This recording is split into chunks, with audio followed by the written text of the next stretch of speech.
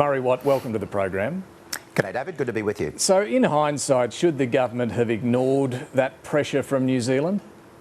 Well, it's obviously a matter of public record that these issues were raised by the former New Zealand Prime Minister, but what we've always said is that we will act in Australia's national interest, and that's what we have always attempted to do, as has been well canvassed over the course of this week. It was never our intention that the changes that were made to that ministerial direction would have the outcome that they did.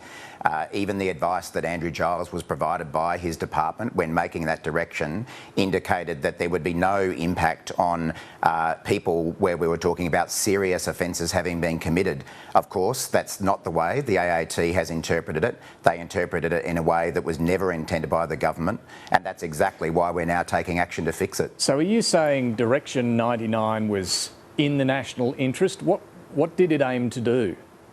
Well, obviously what it aimed to do was to recognise the difficult situation where some people involved have been in Australia for a long time, in some cases since they were a toddler or a baby, but that doesn't mean that we intended for community safety to be relegated below that as a priority. It was always our intention that community safety would be a primary consideration. But alongside those ties to Australia, so it did elevate that issue.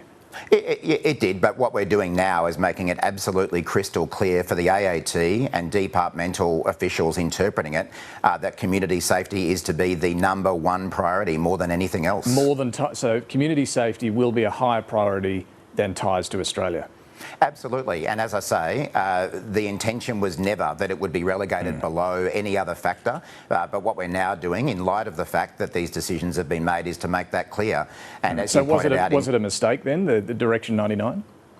I don't think it was, because it was, as I say, the way it's been interpreted was very different to how the government intended. And what we learned through the week in Senate estimates, and you've just played in your introduction, is that Minister Giles wasn't even made aware by his department when the AAT was making decisions that went against the spirit and the intent of that direction. And that's a whole other problem. But just to be clear on this, the government elevates ties to Australia as a top priority. Now you're going to move it down below community safety. But you still don't think that was a mistake? What would have been a mistake is if the government had said that we want to put duration of stay above community safety, and we didn't do that. But was it a mistake to put it alongside? No, I don't think so. I think unfortunately the mistake has been that the AAT has interpreted that direction in a way that the government never intended. But unfortunately, you know, this is not an issue that has just arisen on Minister Giles's watch. I mean, I think it's good that at last we've seen a bit of scrutiny of Peter Dutton's record as the Home Affairs Minister.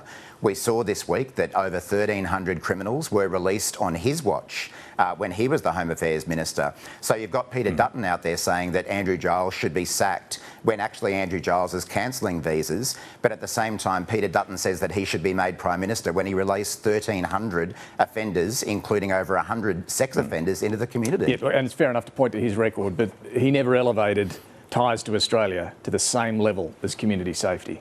No, but let's have a look at what actually happened when Peter Dutton was the minister. As I say, he was the minister when 1,300 convicted criminals were released into the community with not one electronic bracelet, with not one curfew. We've actually found out today... I understand that well, point. can I just add to that, David? We've actually found out today that when it came to visa cancellations being overturned by the department, in Peter Dutton's reign, 40% of the decisions were overturned by his department. We've nearly halved that. So we've deported more criminals in our first year at office than the government ever did under Peter Dutton's reign.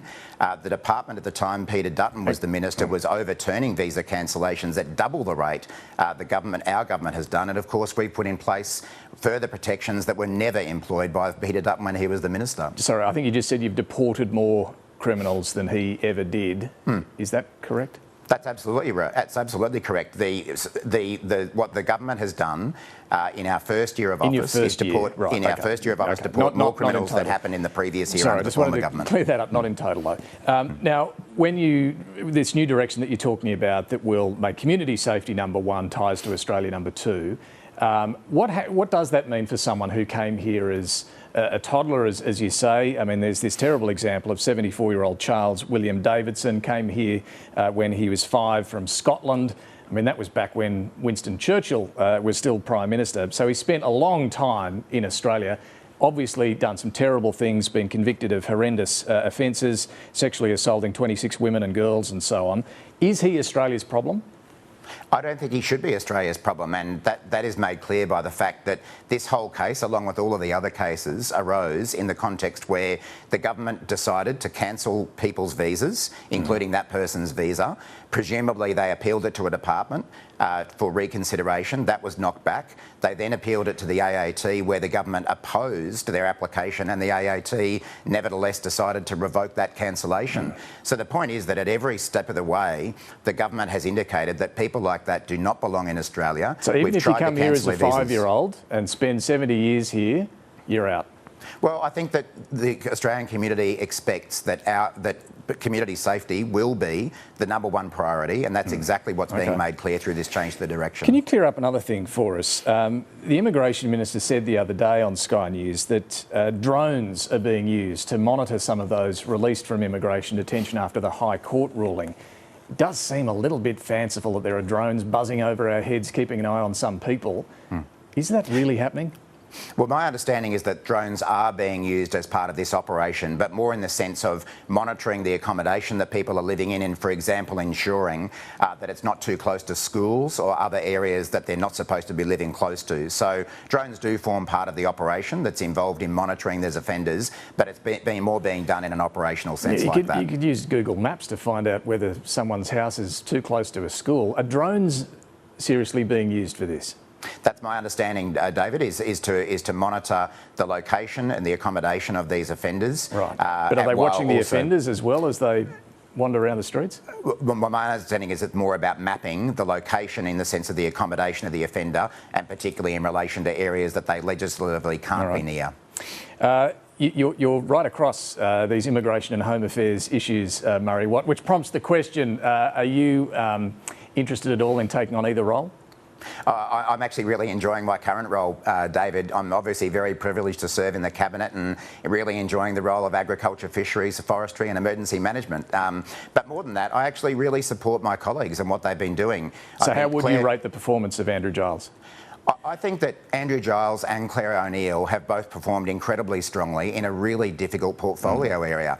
We need to remember the mess that they inherited when we came to office. I mean, basically they inherited a massive battleship that was off course and that had been torpedoed full of holes. They've had to patch that up over the time that they've been the ministers. We've also seen a lot of political difficulties, as I'm sure you would acknowledge. If the PM were to say to you, I need you as one of our stronger performers to go into one of these roles, would you do it?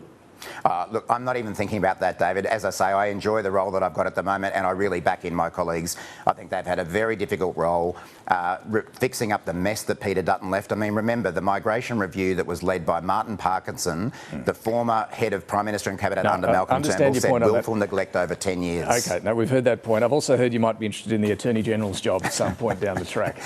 Oh, look, you can throw any portfolio in. Okay. I got to try. My answer's going to be the same. Let's talk about your portfolio then, Minister. China has lifted sanctions on about 5 beef exporters. Most of the trade bans that were imposed a few years ago have now been removed. I think lobster's the only one left. What is your advice to beef, wine, other exporters now about getting back into the Chinese market? Should they really have diversified more? Is there still a risk in chasing that lucrative market in China? Well, I think it is terrific news that again this week we saw the lifting of further trade suspensions by China, David, and I think this demonstrates that the work that our government has put in to stabilise the relationship with China is paying real dividends for our farmers, our processors, the whole Australian community. Individual companies will make their own decisions about what they do, but I think that people have learned the lesson of putting too many eggs in one basket, whether it be China or any other market.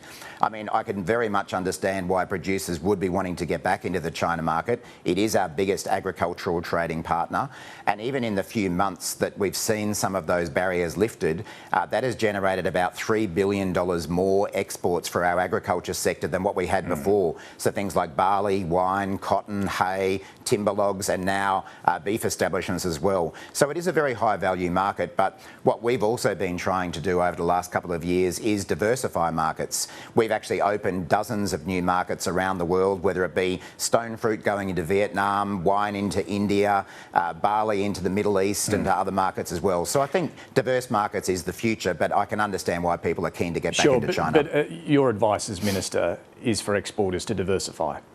I wouldn't go that far, David. I wouldn't take it upon myself to advise individual companies about what's in their commercial interests, but I think that people should be thinking about, the degree to which they're exposed to any one market. Over the last few years, we've seen all sorts of supply chain interruptions. China's the one that we've seen can turn off the tap. It can really punish an industry.